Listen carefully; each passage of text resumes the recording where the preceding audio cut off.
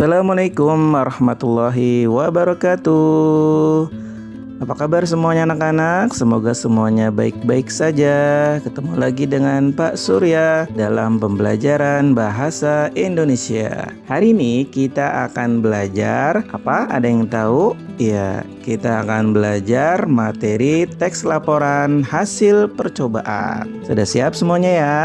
Oke, kita akan mulai. Apa saja yang kita pelajari dari teks laporan hasil percobaan? Jadi ada 4 hal nih anak-anak semua ya dalam materi pembelajaran teks laporan hasil percobaan. Yang A, kita akan melakukan kegiatan mengidentifikasi informasi dari laporan percobaan. Yang B, kita akan menyimpulkan informasi laporan percobaan. Yang C, kita akan menganalisis struktur dan kaidah kebahasaan teks laporan percobaan. Dan yang D, kita akan menyajikan laporan percobaan. Baik, kita mulai dari yang bagian A terlebih dulu, yaitu mengidentifikasi informasi dari laporan percobaan. Ada 2 hal di sini. Yang pertama, kita akan mencoba memahami pengertian dari laporan percobaan dan juga kita akan mencoba memahami ciri-ciri laporan percobaan.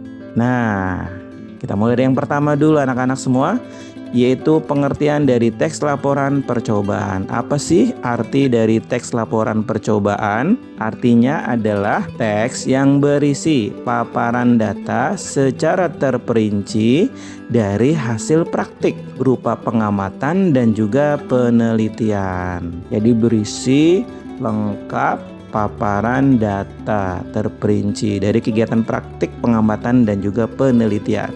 Lalu apa saja ciri-ciri dari laporan percobaan? Ciri-cirinya ada 6. Yang pertama, disusun berdasarkan hasil percobaan. Jadi tentu saja kita melakukan percobaan terlebih dulu, baru kita bisa membuat laporan percobaan. Lalu ciri yang kedua adalah pembahasan dikemukakan secara objektif apa adanya. Tidak boleh asal, tidak boleh dikarang-karang. Lalu disusun berdasarkan struktur yang runtut atau runut atau berurutan. Jadi tidak boleh berantakan ya, dia harus urut. Lalu laporan percobaan ciri-cirinya menggunakan bahasa yang baku dan ilmiah. Jadi tidak boleh bahasa gaul atau bahasa yang tidak baku. Lalu yang kelima, ciri-cirinya adalah data yang digunakan itu harus lengkap, tidak boleh tidak lengkap. Dan yang keenam, ciri-cirinya adalah penuntasan masalah yang dimunculkan itu dilakukan secara terperinci. Jadi tidak boleh main langsung saja keseluruhannya, tapi harus terperinci.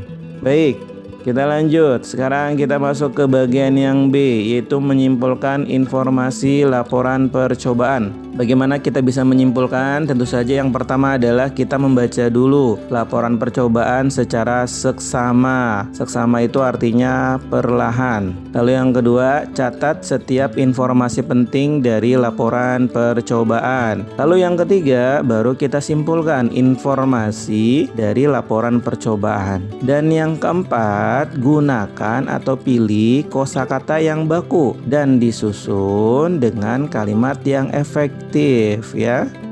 Sekarang kita masuk bagian yang C anak-anak semua, yaitu struktur dan kaidah kebahasaan teks laporan percobaan. Apa saja itu yang dibahas? Yang pertama tentu saja struktur teks laporan percobaan. Lalu yang kedua, kita akan mencoba menelaah struktur dan kebahasaan dari teks laporan percobaan. Baik, sekarang kita akan mulai dulu dari struktur teks laporan percobaan. Ada 2 di sini strukturnya. Yang pertama adalah struktur utamanya. Ciri-cirinya adalah pada umumnya teks laporan percobaan terdiri atas 2 bagian sebagai berikut, yaitu yang pertama adalah pernyataan umum, lalu yang berikutnya adalah uraian. Lalu struktur yang berikutnya adalah struktur dengan sistematika penulisan karya ilmiah. Apa saja bagian-bagiannya? Ada judul, lalu ada objeknya, objek percobaannya, lalu pelakunya, pelaku yang melakukan percobaan, tempat dan waktu percobaan, tujuannya apa, percobaan tersebut, bahan dan alat yang digunakan, langkah-langkahnya, hasil laporan percobaan, lalu simpulan dan juga daftar pustaka. Jadi lengkap ya anak-anak semua.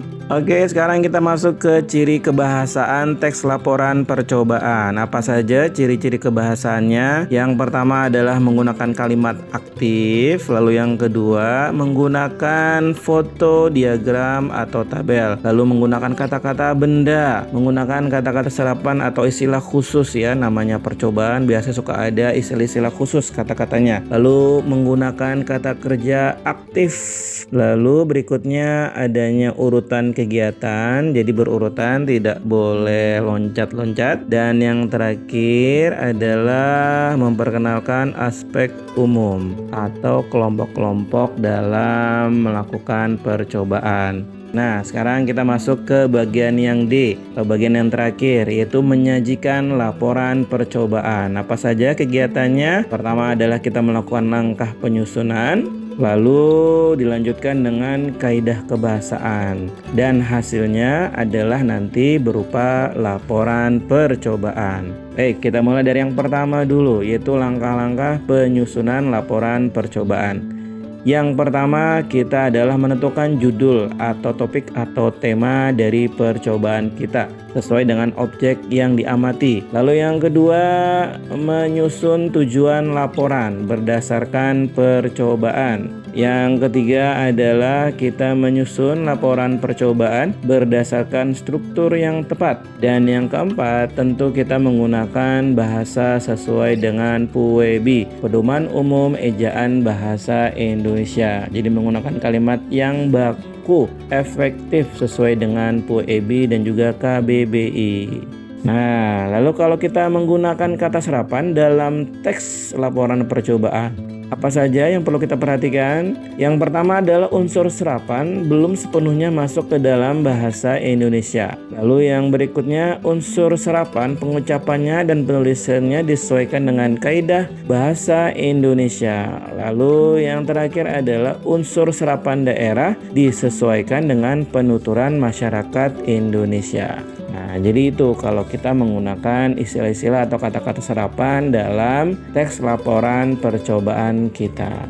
Baik, anak-anak semua, itulah materi pembelajaran kita dari teks laporan hasil percobaan ya, dari mulai mengidentifikasi, menyimpulkan struktur dan kaidah hingga kita menyajikan laporan hasil percobaan. Semoga bermanfaat materi pelajaran yang sudah Pak Surya sampaikan. Baik, Pak Surya akhiri, lebih kurangnya mohon maaf.